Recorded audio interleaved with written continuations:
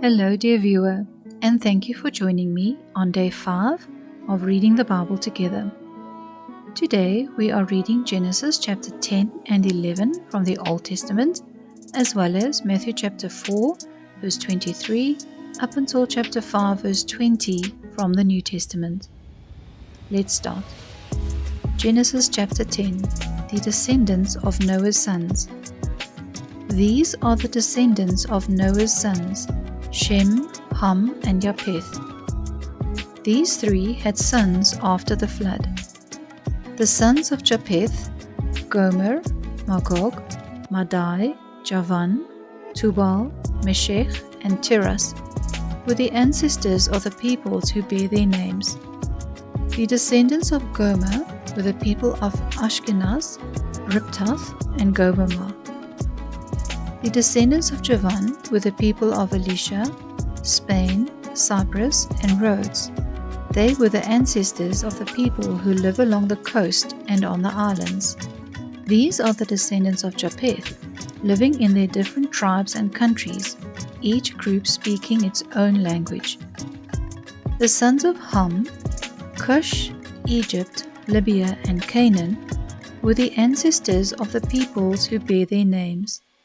The descendants of Cush were the people of Seba, Havilah, Sabta, Raamah, and Sabteka. The descendants of Raamah were the people of Sheba and Dedan. Cush had a son named Nimrod, who became the world's first great conqueror.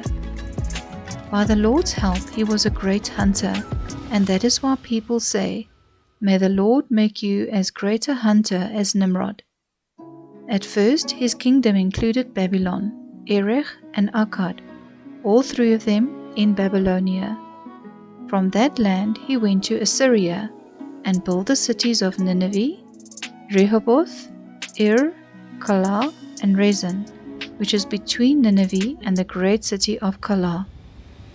The descendants of Egypt were the people of Lydia, Anam, Lehab, Naphtah, Pathrus, Casluh, and of Crete, from whom the Philistines are descendant.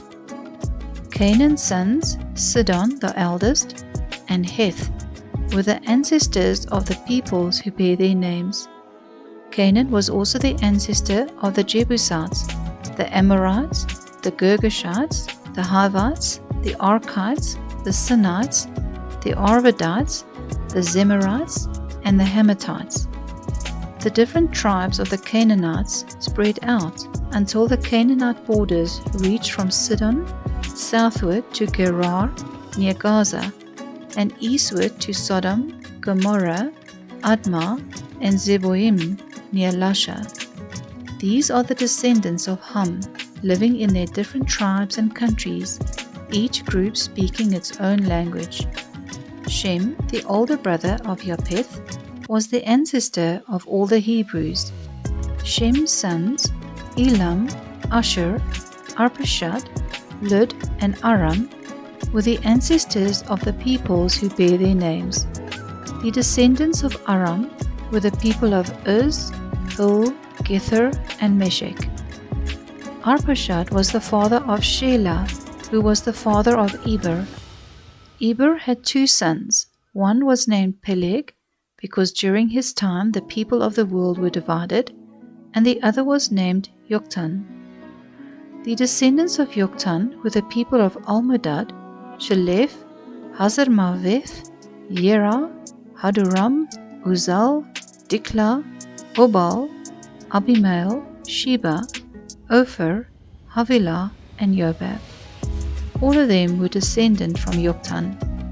The land in which they lived extended from Mesha to Sephar in the eastern hill country. These are the descendants of Shem, living in their different tribes and countries, each group speaking its own language. All these people are the descendants of Noah, nation by nation, according to their different lines of descent. After the flood, all the nations of the earth were descended from the sons of Noah. Genesis chapter 11. The Tower of Babylon. At first, the people of the whole world had only one language and used the same words. As they wandered about in the east, they came to a plain in Babylonia and settled there. They said to one another, "Come on, let's make bricks and bake them hard." So they had bricks to build with and tar to hold them together. They said, "Now let's build a city with a tower that reaches the sky, so that we can make a name for ourselves and not be scattered all over the earth." Then the Lord came down to see the city and the tower which they had built, and he said, "Now then, these are all one people and they speak one language. This is just the beginning of what they are going to do. Soon they will be able to do anything they want. Let us go down and mix up their language so that they will not understand each other." So the Lord scattered them all over the earth, and they stopped building the city. The city was called Babylon, because there the Lord mixed up the language of all the people, and from there he scattered them all over the earth. The descendants of Shem. These are the descendants of Shem. 2 years after the flood, when Shem was 100 years old, he had a son, Arpachshad. After that he lived another 500 years and had other children. When Arpachshad was 35 years old, he had a son, Shelah. After that he lived another 403 years and had other children. When Shelah was 30 years old, he had a son, Eber. After that he lived another 403 years and had other children. When Eber was 34 years old, he had a son, Peleg. After that he lived another 430 years and had other children. When Peleg was 30 years old, he had a son, Reu. After that he lived another 209 years and had other children. When Reu was 32 years old, he had a son, Serug. After that he lived another 207 years and had other children. When Serug was 30 years old, he had a son, Nahor. After that he lived another 200 years and had other children.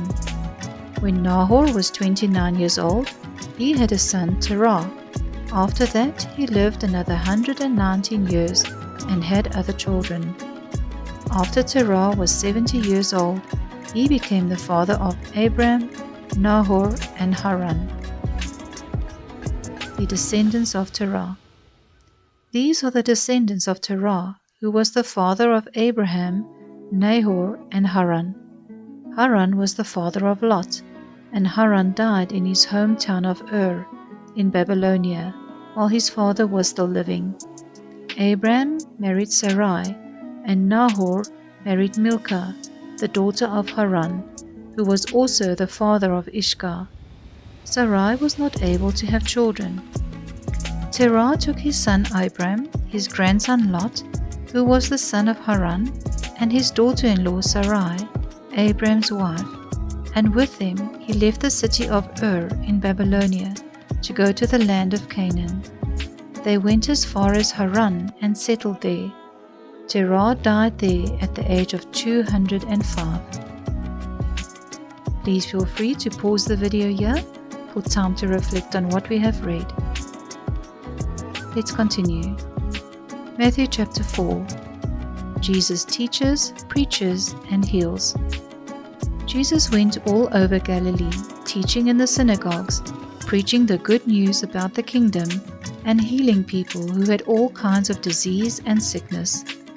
The news about him spread through the whole country of Syria, so that people brought to him all those who were sick, suffering from all kinds of diseases and disorders, people with demons and epileptics, and paralyzed people, and Jesus healed them all.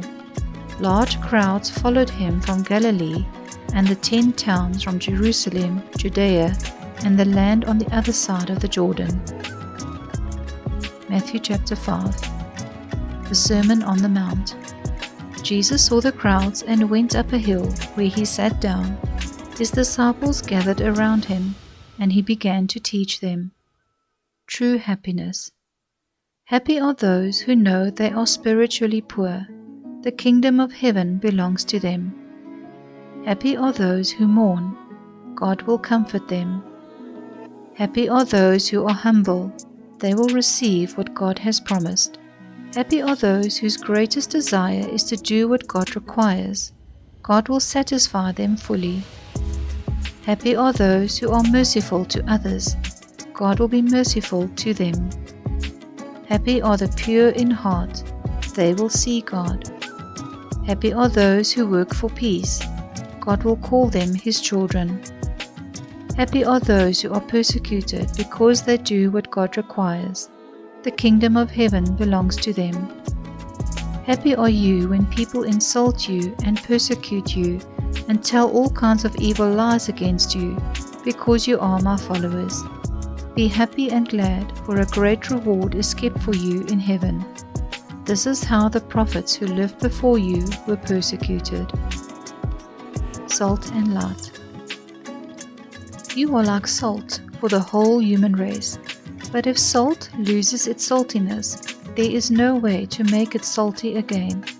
It has become worthless, so it is thrown out and people trample on it. You are like light for the whole world. A city built on a hill cannot be hid. No one lights a lamp and puts it under a bowl. Instead, it is put on the lampstand, where it gives light for everyone in the house. In the same way, your light must shine before people, so that they will see the good things you do and praise your Father in heaven. Teaching about the law. Do not think that I have come to do away with the law of Moses and the teachings of the prophets. I have not come to do away with them, but to make their teachings come true. Remember that as long as heaven and earth last, not the least point nor the smallest detail of the law will be done away with, not until the end of all things. So then, whoever disobeys even the least important of the commandments and teaches others to do the same will be the least in the kingdom of heaven. On the other hand, whoever obeys the law and teaches others to do the same will be great in the kingdom of heaven. I tell you then that you will be able to enter the kingdom of heaven only if you are more faithful than the teachers of the law and the Pharisees in doing what God requires. Please feel free to pause the video here for time to reflect on what we have read. That's it for today, and I hope that you'll join me in the next video. Wishing you a graceful morning, day, or evening.